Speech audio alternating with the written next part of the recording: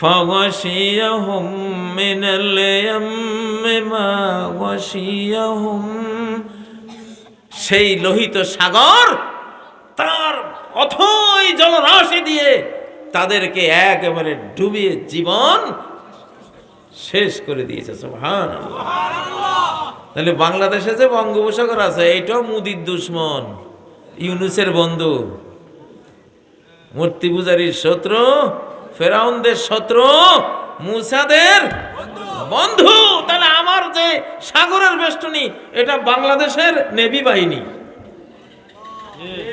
আমাদের সাগর নদী যে বাংলাদেশের নেভি ফোর্স, এগুলি নৌবাহিনী। কি আলেকজান্ডার দ্য গ্রেট আইছিল বাংলাদেশের পাশে, হে সৈনিকরা বাংলাদেশ ঘুরি ঘেরে গিয়ে কইছে, স্যার এই দেশে যাই না, যাওয়ার রাস্তা আছে, বাইরে হওয়ার রাস্তা নাই। কয় মামার বাড়িতে যাওয়ার রাস্তা না দেখি, বাইরে হওয়ার রাস্তা তো একটাও দেখি না। কয় যদি খালি বর্ষাকাল পাইয়া যায় স্যার, আর আমাদের গোড়াটোয়া হাতিমাতি লই যদি বাংলাদেশে আটকে না, আর আসতে পারতেন না, এইখানে গোরস্থান। আলেকজান্ডার পর্যন্ত ভয় পাইছে বাংলাদেশের। হাতি বাহিনী আছে, পাইক পাইক পেয়াদা বরকন্দাজ বাহিনী আছে বাঙালি, তুখুন সালাক, রাক্ষসের মতো। এদেরকে রাক্ষস ইতিহাসে বাঙালি করে রাক্ষস বলছে, বুঝেন না? পাকিস্তানিরা ঢুকছিল মারামারি করার জন্য 71 সালে। আল্লাহ বর্ষাকাল টাইনা আইনা, আয় হায় রে, তাদের কি কপাল হয়েছে।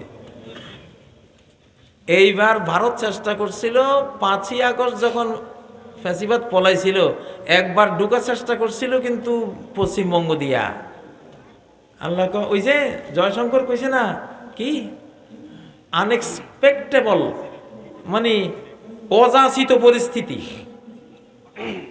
অযাচিত পরিস্থিতির আমার সৈনিকরা অযাচিত পরিস্থিতি সম্বন্ধে সতর্ক থাকবে। কি অযাচিত পরিস্থিতি?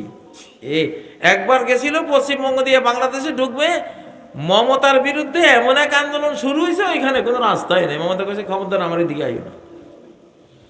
আবার চেষ্টা করছে ত্রিপুরা দিয়ে ঢুকবে, 80 বছরে যে বন্যা হয় না, আসমান থেকে আল্লাহ এমন এক বন্যা দিছে, মুদিয়ে কয় বাবারে এইদিকে মহাবিপদ, যাওয়া যাইত না।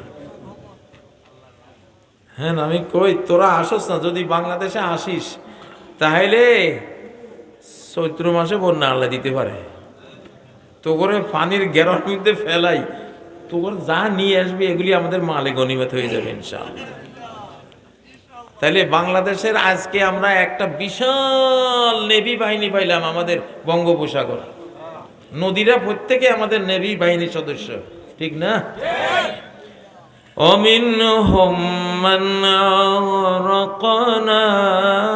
আল্লাহ বলেন কত বেঈমানের কাফেরের আমি ডুবাই ডুবাই মারছি দুনিয়াতে। তাহলে ডুবাই না জায়গা বাংলাদেশের মতো পৃথিবীতে আর কোনো দেশে নাই। অমিন হোম মানা রাখনা সূরা আনকাবুতের আয়াত, কত বেঈমান ডুবাই মারছে। বেঈমানরা বাংলাদেশে আসিস না, নদী নালা সব খেপে রয়েছে তবু উপরে। ফারাক্কা দিয়া ওই যে টিপাই মুখ বাঁধ দিয়া যা অত্যাচার নদীর উপরে করছো, আমার আগে নদীয়ে খাই ফেলাইবে তো করে, ঠিক না? তাহলে বাংলাদেশের ক্ষুধা লাগছে যে, এই ক্ষুধা নদীর মধ্যে আরো বেশি, ঠিক না? ঠিক। আপনারা ভাবছেন সাগর বুঝি মরা? মরা না, ওরে সর্বনাশ। সাগর প্রতি রাত আল্লাহর কাছে 3 বার পারমিশন চায়, আল্লাহ খালি ছাইরা দাও না, এগুলিরে আমি দেখাই দিই। এগুলি আমার কিনারে আসি ল্যাংটামি করে, আমার কিনারে আসি এগুলি সূর্যের পূজা করে, আমার তো সহ্য না, আল্লাহ ছাইরা দাও তুমি, এগুলির আমি দেখাই দিই। একবার সুনামি হয়েছিল নি, মনে আসেনি? 900 কিলোমিটার গতিতে ছুটছে আল্লাহর বান্দায় সাগর, ট্রেন পর্যন্ত ডুবার সুযোগ পায় না, ট্রেন ভাসে বেটে যাইতেছে। ডুববো কেমনে? 900 কিলোমিটার গতি, ডুবতে তো কয়েক সেকেন্ড সময় লাগবো, ওই সময় তো পাইতেছে না, এটা ভাসাই লয়ে যাইতে আছে। পানি থামলে না বেচারা আস্তে আস্তে ডুববো, ঠিক না? থামি নেই, উড়াই লয়ে যেতে আছে পানি দিয়ে। তাহলে বাংলাদেশের ভয়ের কিচ্ছু নাই, একটা বাহিনী পাইলাম, বিশাল সাগর, আর নদীরা সব আমাদের নেভি ফোর্স, নৌবাহিনী, আর পাহাড়গুলি হলো আমাদের মাউন্টেন ফোর্স। যেই পাহাড় দাউদ আলাইহিস সালামের সাথে তসবিহ পড়ছে, সেই পাহাড় কি এগুলিরে পারি ছাড়ি দিব? হ্যাঁ, ইউসাব্বিহনা বিল আশি ওয়াল ইশরাক। বাংলাদেশ নিয়ে যারা চক্রান্ত করতেছে শুনে লো, পালাইবার রাস্তা নাই। পাহাড়ে মারবে, সাগরে মারবে, বাংলাদেশের ভিতরে 154 নদীতে মারবে, আমাদের হাতের কথা বাদেই দিলাম, ঠিক না? আমরা ছেড়ে দিব? আলহামদুলিল্লাহ। এখন অলৌকিক যুগ, অলৌকিক ঘটনা ঘটবে ইনশাআল্লাহ। অলৌকিক যুগ। ইমাম মাহদিরে মারতে যাবে 70,000 বেঈমান বাহিনী। সবগুলি বাইদা নামক একটা জায়গা আছে মক্কা মদিনার মাঝখানে। ওর ক্ষুধা লাগছে, ওই আয় তো করে খাওয়ার নিয়ত করি বসে রয়েছি। হাত্তা ইযা কানু বিল বাইদায়ে খুসিফা বিহিম। সহিহ মুসলিম বুখারীর হাদিস। যখন বাইদায় যাবে একেবারে সবগুলি রে বাইদা নিজে গিলি খাইয়া মাটির নিচে লই চলে যাবে। কি যুগটা আমরা আইসা পড়ছে। সৌভাগ্য সব আমরা, কি সৌভাগ্য, চাঁদ কপালি মানুষ আমরা, সৌভাগ্যওয়ালা মানুষ, ঠিক না? ঠিক। আরে ভাই মনোবল রাখা, যুদ্ধের আগে যদি হারি যান মিয়া, খালি কাল ভারত এত কি এর বড় মিয়া? আমরা বড়।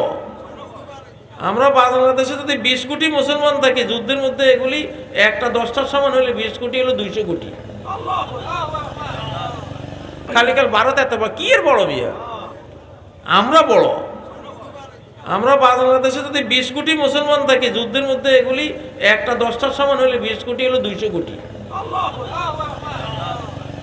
ইয়াকুম মিনকুম 20 সাবিরুন ইয়াগলিবু মিআতাইন।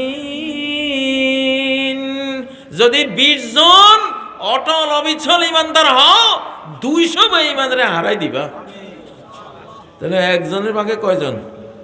10 জন।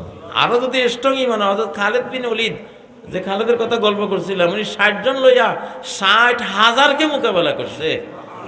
60 জনের একজনও মরে নাই, ওদের 30,000 নিহত হয়েছে, বাকি 30,000 পলাইছে। এই ইতিহাস তো আছে মুসলমানের। মুসলমান আঙ্গুল হেলাইলে চাঁদ 2 টুকরা হয়ে যায়। মহানবীর আঙ্গুলের ইশারায় 2 টুকরা হয়েছে না? সে আঙ্গুল তো নবীর উম্মতের মধ্যেও আছে। আমি জানি, আপনারা জানেন আর না জানেন, আমি জানি এই আঙ্গুল নবীর উম্মতের মধ্যেও আছে। ও ভাইয়েরা, যাই হোক, বাংলাদেশের সমস্যা হইল আল্লাহর হুকুম অমান্য করা, নাফরমানি করা। আর কোনো সমস্যা নাই। আল্লাহর হুকুম অমান্য করতে দেব না আমরা ইনশাআল্লাহ। পার্লামেন্টে বসে ইসলামের সাথে দ্বন্দ্ব হয়, সংঘাত হয়, এমন কোন আইন চলবে না। চলবে? চলবে না। আমাদের ছাত্রদের হাতে আল্লাহ দেশ দিয়েছেন, ছাত্ররা এগিয়ে যাও, আমরা তোমাদের সাথে আছি ইনশাআল্লাহ। ছাত্ররা দেশ প্রেমিক, এই জন্য ছাত্রদের বিরুদ্ধে গন্ডগোল লাগাবার হাজার চেষ্টা চলছে। তোমরা এটা, ছাত্ররা এই যুগটারে যত বুঝে, আমরা বুড়েরা অত বুঝি না। আমরা আছি ছাত্রদের সাথে। গজার মাছের ফোনা যখন বড় হয়, তখন ফোনা আগে আগে চলে, মা বাবা করবে কি, তখন এগুলির খাওয়ার যুগ, এটা যেদিকে নাই আমরা পিছিয়ে পিছিয়ে যাই, ঠিক না? দেখছেন কি না? আমরা তো নোয়াখালীর মানুষ, পুকুরে গজারের ফোনা, শৈল মাছের ফোনা, ফোনা ছোট থাকতে মা বাবার লগে থাক, শোল মাছ গজার মাছের মাথায় গিয়ে বসে সুন্দর মতো হুকুমান। যখন একটু বড় হয়েছে, বুড়া বুড়ি তোরা থাকতো, হেরা দৌড়ে, ঠিক না? আমাকে ছাত্রকে অবস্থা গজার ফোনার মতো হয়েছে। আমরা যারা বুড়া থুড়ে আছি, আমরা পিছিয়ে পিছিয়ে যাবো, তোরা আগে যা ইনশাআল্লাহ। ভুল হবে না, ভুল হলে আমরা যুদ্ধ করে দেব ইনশাআল্লাহ। যেহেতু বিজয়টা ছাত্রদের মাধ্যমে হয়েছে, বাকি বিজয়ও তাদের মাধ্যমে হবে ইনশাআল্লাহ। সাথে জনগণ যোগ দেবে, সাথে সেনাবাহিনী যোগ দেবে, আলিম ওলামা যোগ দেবে, সবাই যোগ দেবে ইনশাআল্লাহ, ঠিক না বে? ঠিক।